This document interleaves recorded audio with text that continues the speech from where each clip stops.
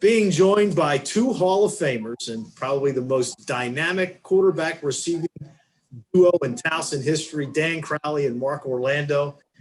Before we begin getting into any details, I did a little thing earlier this week talking about the most improbable play in school history when you guys beat Northeastern, and I teased everyone and said the play shouldn't have counted. Mark, tell us why that touchdown that you caught on the untimed play should not have counted.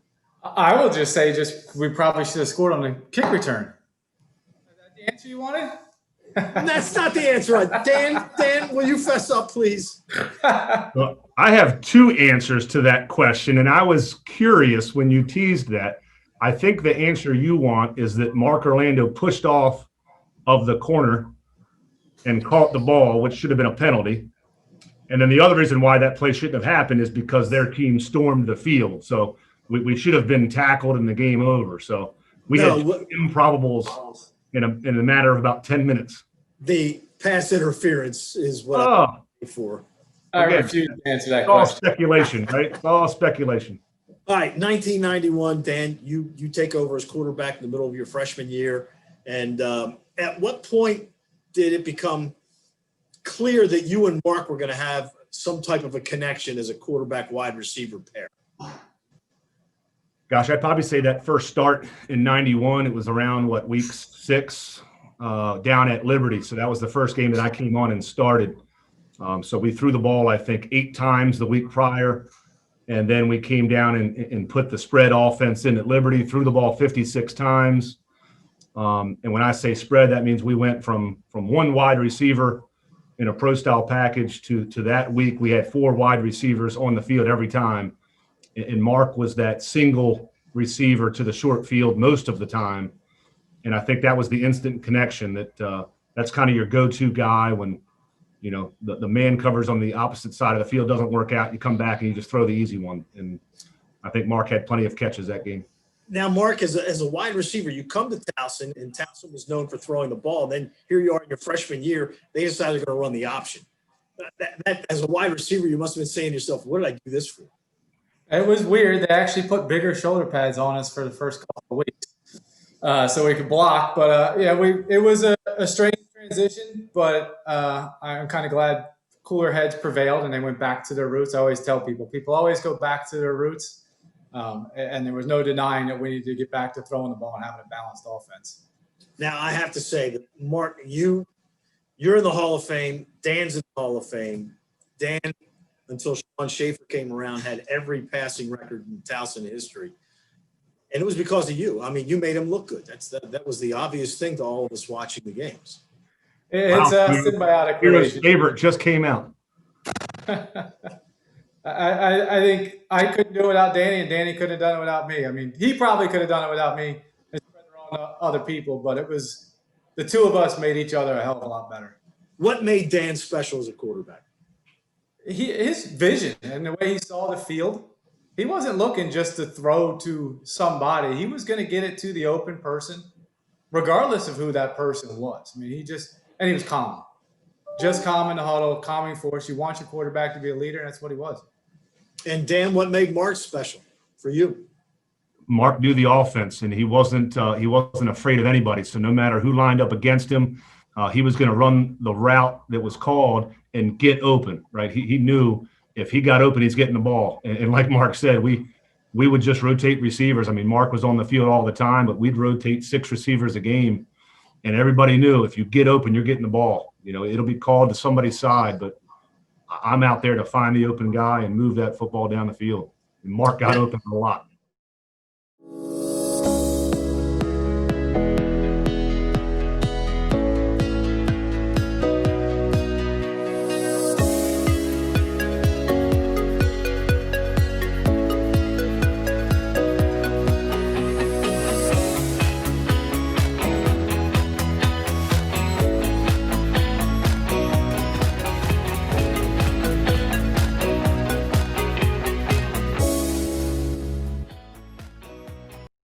Now, for all of us old Baltimore Colt fans, we used to hear the stories of how Johnny Unitas and Raymond Berry would, after practice, just pitch and catch, so that they had everything down. Did you guys do that also? I mean, would you guys spend time after practice out there working on routes and getting more familiar with each other?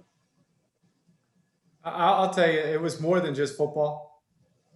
We lived in the same apartment complex. We spent all of our time together, whether it's football or not. We put a tremendous amount of work in on the field and pre-practice, was really where we got a lot of that situational awareness and during the week.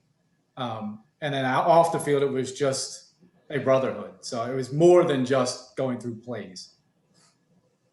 And obviously, Dan, you have come back and senior associate athletic director. We know your connection to Towson is solid and there every day. Mark, when you look back on your time at Towson, how do you look at it? I wouldn't trade it for the world.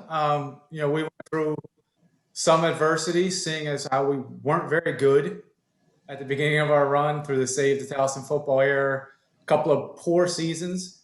But the proudest thing I am is those guys that were around during those poor seasons in 91, 92 are the same guys that turned it around in 93 and 94.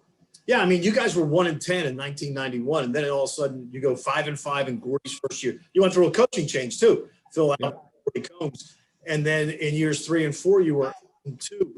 In 91, could you guys sense that was a possibility in a couple of years? Dan? I'd say yes. To go 16-4 in 2 years, I don't know about that, but that 91 team, I say it all the time, and I tell young people all the time, talent wins games, but camaraderie wins championships, right? You win championships from the locker room. It's not just showing up on Saturday. Every team has plenty of talent, right? But the Cleveland Browns aren't going to the Super Bowl. They're just not going. The camaraderie gets you there. And yes, that 91 team, there was so much talent. So that's what we were able to see. And then in 92, it started coming around. And then 93, 94, it just clicked. It was just having fun. It was having fun for 4 days at practice and then having a whole lot of fun on Saturday afternoons. And that's what it was. It was fun. It was enjoyable. And every person, offense, defense, special teams, we were all watching every play. We rallied around each other. And it didn't just happen on the field. It happened off the field, in the locker room, out of the locker room. And we had so much camaraderie and friendship that we should have made the playoffs. And then we would have seen what really would have happened.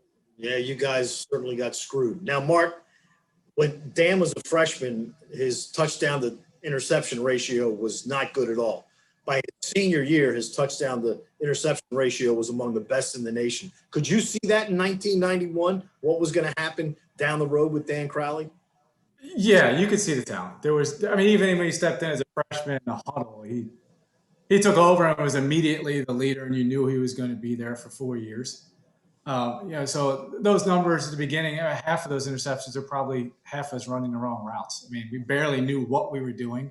It's the first time I'd ever played receiver. I probably had more offsides penalties than I did catches. So it's that maturation of a football player. When you get experience, by the time we hit the ground in our junior years, everything was experience, and you saw it click. All right, quickly, Dan, because we only got about 45 seconds left. I want to answer from each of you. Your favorite moment? Oh, the one single favorite moment. Beating Delaware at Delaware in 1993. Mark? Same. No doubt. There's no doubt. You ask anybody, it's the same answer. We should have had Tony Vincent join us because he was the guy who scored the winning touchdown in that ball game. Yep. It's still one of the greatest games in Towson history. No question about it. No question about it. We appreciate both of you guys. Again, Hall of Famers. I've said it before. I'll say it again. Mark Orlando, my favorite Towson football player of all time. Sorry, girl. And I know Dan loves it when I say that too. It's hard to drop perfection. That's what I say. There you go. Guys, thank you so much. And it's always great to chat with you and always great to see you. Thanks for being with us on Tiger Talk. No problem. Thanks, Spiro.